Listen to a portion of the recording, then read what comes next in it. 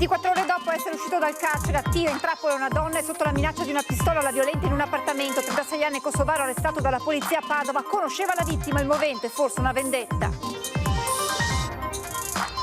L'ondata di maltempo colpisce soprattutto il Veneto orientale e il Pordenonese. A Treviso allagato ancora il sottopasso della stazione, ma stavolta va sott'acqua anche il bypass. È polemica.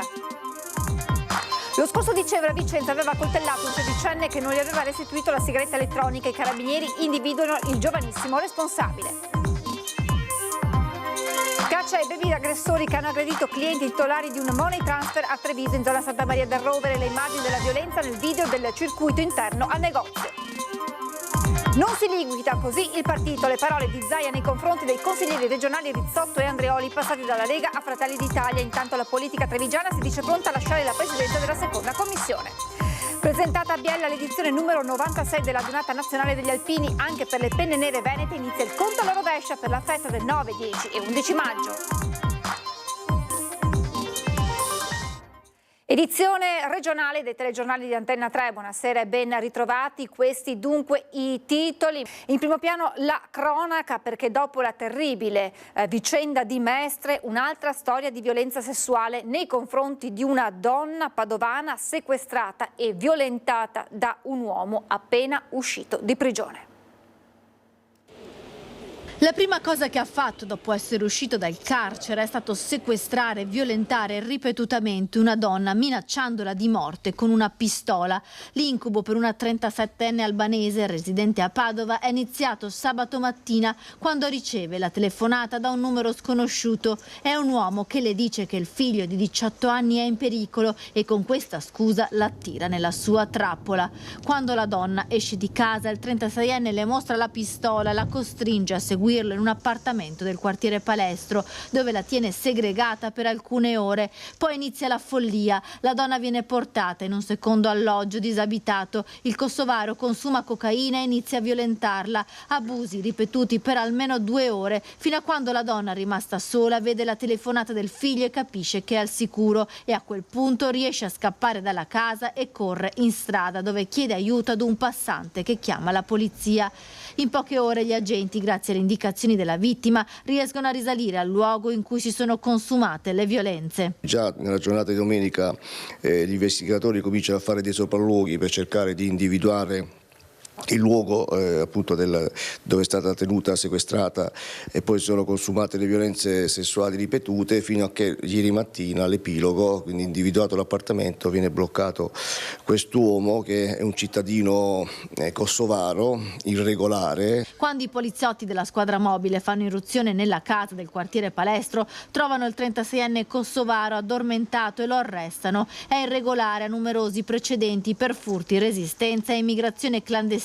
Era uscito dal carcere Due Palazzi appena 24 ore prima, dopo aver scontato una condanna di 10 mesi. Si sta contestualizzando anche un movente, si stanno vagliando, c'è un movente ben preciso, probabilmente potrebbe essere stata vittima di una probabile vendetta, e quindi ripeto, l'importante era dare una risposta a questa donna, dare risposte alle donne, ripeto, contestualizzando l'accaduto, individuando e bloccando il presunto responsabile.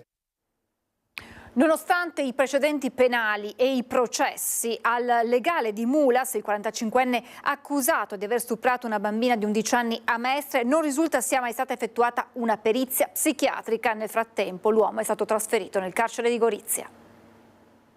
Non è mai stata effettuata una perizia psichiatrica? Che mi risulti, a me no. Può darsi che chiederemo una perizia psichiatrica a questo punto, perché se viene accertato nel processo che questi sono i fatti, penso che qualche disturbo della personalità ci sia, insomma. Nonostante i numerosi precedenti penali, la maggior parte per reati sessuali, all'avvocato del Foro di Cagliari, difensore di Mulas, non risulta sia mai stata effettuata una perizia psichiatrica sul 45enne, accusato di aver stuprato una bambina di 11 anni a Mestre, e aggiunge: con tutta probabilità questa volta verrà richiesta. Al momento tra i due non c'è ancora stato un colloquio approfondito, spiega il legale, che deve analizzare gli atti. Per adesso è proprio quasi scioccato, non dice nulla, insomma. Poi insomma con le carte cercherò di vedere bene il tutto, Cercheremo naturalmente di far emergere tutta la verità dei fatti, su questo non c'è alcun dubbio, di garantire che il mio assistito abbia un equo processo, insomma, perché naturalmente avremo tutto il pubblico contro, perché naturalmente il fatto è astrattamente di una gravità inaudita. Numerosi gli elementi a carico del 45enne, in primis il portafoglio trovato dai carabinieri nell'abitazione della bambina, risultato poi decisivo ai fini della cattura, senza contare i precedenti. Ultimo la denuncia della Polizia Ferroviaria di Torino, che l'ha trovato in possesso di un coltello solo 2 giorni prima dello stupro a Mestre. E poi i suoi profili social, uno nuovo ogni cambio di città, in cui spesso lanciava messaggi per conoscere nuove ragazze. Intanto, dopo essersi avvalso della facoltà di non rispondere davanti al GIP che ha convalidato il fermo, Mulas è stato trasferito dal carcere veneziano di Santa Maria Maggiore a Gorizia. È più idoneo per i detenuti accusati di violenza sessuale. Nel frattempo il presidente Zaia fa sapere che parlerà del caso col ministro Nordio. Questo è proprio un caso di storia per prendere in mano la legge e fare in modo che un personaggio del genere ci resti in carcere a vita e non stiamo qui a iniziare a sentire se è premeditazione o altre scusanti, perché non ci interessano. Ore di allerta gialla in Veneto, la pioggia ha causato disagi soprattutto nel Veneto orientale, strade chiuse a Meduna e Gruaro. Torna ad allagarsi il sottopasso della stazione a Treviso ed è nuovamente polemica.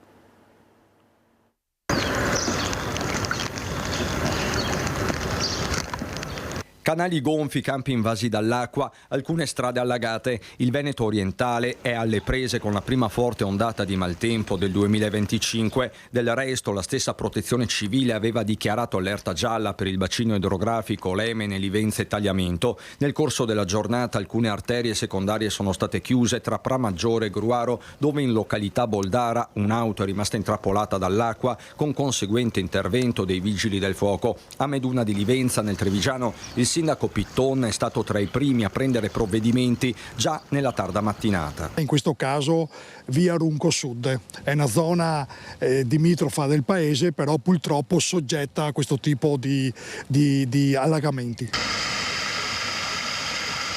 Noi a Meduna abbiamo 2 canali importanti, la Burrida e la Corea, che sono 2 canali che prendono, diciamo, l'acqua proprio dei fossi della campagna, dell'aperta campagna e delle vie limitrofe. Ecco, questa è un po' in difficoltà e quindi abbiamo dovuto operare con l'ordinanza perché può fare effetto acquaplan. In via Runco, oltre al sindaco, polizia locale e residenti, si guarda al cielo ma anche ai fossi. Purtroppo quando che piove tanto così vengono questi problemi qua. Comunque con l'idrogra che hanno fatto qua a Meduna ha risolto tanti problemi. Speriamo che il Signore sappia che siamo qua anche noi altri. Che Dio ce la mandi buona. Tutt'altro copione a Treviso, dove è ritornato ad allagarsi il sottopasso della stazione, interessato stavolta anche il vicino bypass, subito chiuso. È davvero incredibile quanto sta succedendo, un disagio enorme per residenti e abitanti di quartieri di San Zeno che non riescono ad andare in centro e da pendolari che si trovano per l'ennesima volta il sottopasso della stazione bloccato. Intanto è scattata anche la diffida del comune a RFI, una storia infinita dove piove davvero sul bagnato.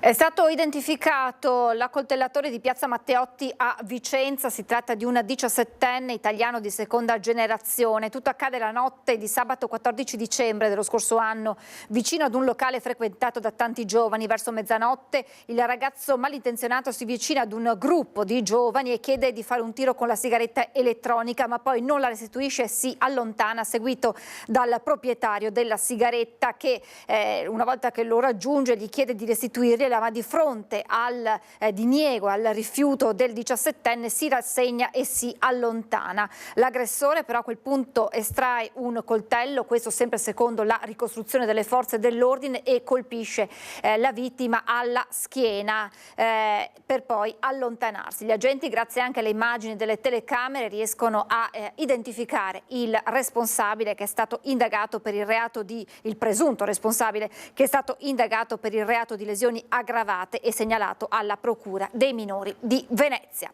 Ed è caccia ai baby aggressori che hanno picchiato clienti e titolari di un money transfer a Treviso. Si tratterebbe di minorenni, ci sono anche le immagini delle telecamere del circuito interno del negozio a riprendere la violenza.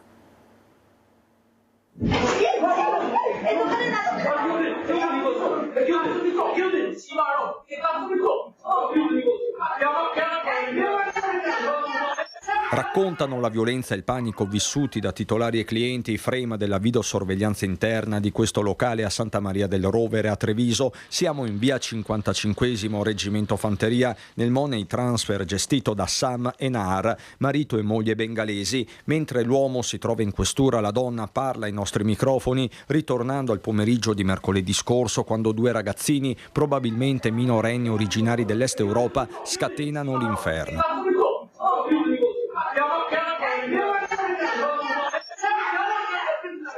I giovanissimi stanno giocando a pallone in maniera sguaiata quando aggrediscono un cliente appena uscito dal negozio. Difficile capire il motivo scatenante, forse un rimprovero. A questo punto interviene anche il titolare. Dopo mio marito vado fuori, tutti e due ragazzini entrato al mio ufficio, dopo dato pugno, mio marito di testa è rotto, arriva tanto sangue. Minimo 30 minuti lui dato pugno, mio marito anche uno cliente, tutti e due. Insomma, l'aggressione inizia all'esterno con i ragazzini che inseguono le vittime anche dentro il negozio. La concitazione è tanta, così scatta l'allarme con i Maranza che si danno alla fuga. Arrivano sanitari e forze dell'ordine, Assam viene medicato sul posto. La polizia sta indagando senza sosta, ma si tratterebbe di volti noti, almeno così afferma la stessa Nahar. Anche di cedui alimentari, ha detto quel proprietario, come succo di frutta, anche patatine, prendono questa, dopo vado fuori, non danno quelle soldi. Tante volte chiamano polizia ha detto quella ragazzina sotto di 18 anni, cosa fare io? Ferma la condanna del sindaco, che arriva alla fine di una settimana densa di episodi al limite. Per Conte c'è un denominatore comune che riguarda i cosiddetti Maranza. I protagonisti sono tendenzialmente stranieri, così non si può andare avanti. Chiedo alle forze dell'ordine, al questore, al prefetto, al comandante dei carabinieri che ci sia una stretta da un punto di vista dei controlli, perché situazioni come queste nei quartieri in centro storico noi non le vogliamo tollerare e non vogliamo abituarci. Secondo messaggio ai rappresentanti del tavolo integrazione creato con le comunità straniere. Dovranno impegnarsi maggiormente perché queste situazioni allontanano l'integrazione e soprattutto inaspriscono i rapporti nelle nostre comunità. Drammatico incidente la scorsa notte lungo l'autostrada A4 tra gli svincoli di Latisana e Portogruaro all'altezza di Teglio Veneto. Un violento tamponamento che ha coinvolto un furgone e un mezzo pesante fermo in sosta. Nell'impatto è rimasto gravemente ferito il conducente del furgone, un 31enne soccorso dal SUEM e trasportato all'ospedale, illeso invece il conducente del mezzo pesante. La politica con il caso dei consiglieri regionali leghisti passati a Fratelli d'Italia. La trevigiana Rizzotto pronta a lasciare la presidenza di commissioni. Intanto dal Balbi Zaia ne fa un tema di riconoscenza verso la Lega. Quando ho informato il presidente Zaia della mia scelta di passare a Fratelli d'Italia, gli ho detto che se riterrà darò le dimissioni da presidente della seconda commissione, altrimenti continuerò a lavorare come sempre per concludere quanto avviato. Aspetto le valutazioni che farà, sono sempre della maggioranza. Replica così la trevigiana Silvia Rizzotto all'attacco del capogruppo di Lega e Lista Zaia in regione Alberto Villanova, che a lei e all'altro consigliere passati nelle scorse ore al partito di Meloni, il veronese Marco Andreoli, ha chiesto di lasciare la presidenza rispettivamente di Commissione Infrastrutture e Trasporti e Agricoltura. Dal Balbi il presidente della regione Luca Zaia ne fa innanzitutto un tema di riconoscenza verso la Lega. Penso che un partito non si liquidi così, semplicemente con un grazie. Ha diversi piani di lettura, secondo Zaia, la fuoriuscita dei due consiglieri, ma il rapporto con il partito e la segreteria è quello su cui si sofferma maggiormente. Loro sono lì in ragione del fatto che sono stati eletti da un partito, sono lì anche in Consiglio regionale perché sono stati eletti tra le file di un partito, perché ricordo che nel 2020 se si fossero candidati su altri partiti non sarebbero mai entrati in questa amministrazione. Usa toni netti ma pacati, puntualmente ricorda, a ridosso della scadenza di legislatura si scatena il calciomercato. Nessuna meraviglia dunque, i partiti hanno le porte aperte. E noi abbiamo un compagno di viaggio che è Fratelli d'Italia e legittimamente se qualcuno che gli suona la porta, apre la porta, come del resto lo fa la Lega, lo fanno tutti i partiti, no? C'è una sorta di, come si può dire, di osmosi, no? Nel senso che chiunque di noi è libero di andare dove vuole. Non c'è un regime di segregazione. Se non si ritrovano più nella Lega, se sono i valori delle origini quelli di cui sentono la mancanza, la scelta di entrare nel partito di Meloni è quantomeno spiazzante e Zaia lo rimarca con una battuta. Non sono andati in un partito secessionista, questo poco ma sicuro. Ci si aspetterebbe coerenza, conclude, da chi ha avuto un'occasione unica ed esclusiva. Mi spiace umanamente, perché poi ti chiedi anche ma perché? Mancano pochi mesi alla fine dell'amministrazione, no? Sarebbe stato bello chiuderla come abbiamo iniziato, però vabbè, queste sono scelte che si fanno e probabilmente proprio perché mancano pochi mesi. E quindi vabbè, così, cioè è la vita, in politica ormai ci siamo abituati a ste robe, e probabilmente non saranno nei primi neanche gli ultimi, cioè vedremo cosa accadrà. Noi siamo pronti a tutto. E in questo scenario in Regione è stato convocato un vertice di chiarimento tra Lega e Fratelli d'Italia, tra i due partiti alleati al governo del Veneto. Rimane alta la tensione. Le loro sedie rimangono vuote. Silvia Rizzotto e Marco Andreoli non sono presenti alla prima seduta del Consiglio regionale dopo il loro passaggio dalla Lega a Fratelli d'Italia. Non sono presenti fisicamente, ma lo sono come nei pensieri e nelle parole di chi oggi è in aula, perché il loro è un passaggio tutt'altro che indolore tra i due partiti alleati al governo del Veneto. Io credo che i cambi di casacca non facciano bene né a chi li fa, né insomma vedere che c'è una campagna acquisti non credo che faccia porti gran bene a nessuno. Penso che questo sia un ciclo normale, poi saranno gli elettori a decidere se ripagare e votare le persone che hanno fatto questi cambi oppure fare scelte diverse. Ad aggravare la situazione è che Rizzotto e Andreoli non sono semplici consiglieri regionali, ma anche presidenti rispettivamente della seconda e terza commissione consiliare. Oggi ho inoltrato quella che è stata la nostra richiesta, rimettano il proprio mandato e quindi si dimettano, visto che sono stati nominati ed eletti grazie proprio ai voti della Lega. Quando rientreranno, visto che erano già state programmate delle ferie per la Rizzotto e un impegno per il consigliere Andreoli, ci sarà l'occasione per confrontarsi su questo. È un caso secondo lei che di tanti consiglieri siano passati a Fratelli d'Italia proprio due presidenti di commissione? Credo che questa sia una semplice coincidenza. Nella politica non c'è mai nulla di casuale, quindi non credo affatto. A Palazzo Ferrofini intanto il cambio di partito è già stato ratificato con solerzia da una nuova assegnazione dei posti in aula. Nell'emisfero destro i leghisti continuano ad occupare tutta la seconda fila, ma con Rizzotto e Andreoli Fratelli d'Italia si è allargata fino a raggiungere la curva dove siede Fabiano Barbisan, eletto con la lista Zaia, poi migrato al gruppo misto, che un mese esatto fa aveva dovuto a sua volta smentire un passaggio tra i meloniani.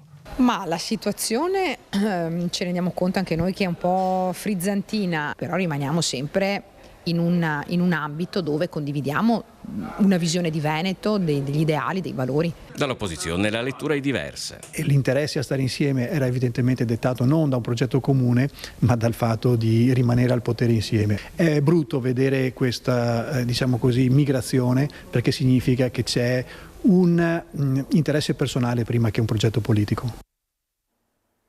Presentata a Biella l'adunata nazionale degli alpini numero 96, a cui parteciperanno migliaia di penne nere venete. Ci rendiamo conto che non sarà facile per voi. Agli alpini abbiamo detto, siccome andrà a Biella è alpina, cercate di far vedere come si fa. Ecco, buon lavoro. Si procede ora al passaggio della stecca tra il presidente della sezione Monte Pasubio di Vicenza e il presidente della sezione ANA di Biella, per suggellare lo scambio di consegne per la 96esima adunata nazionale del 2025.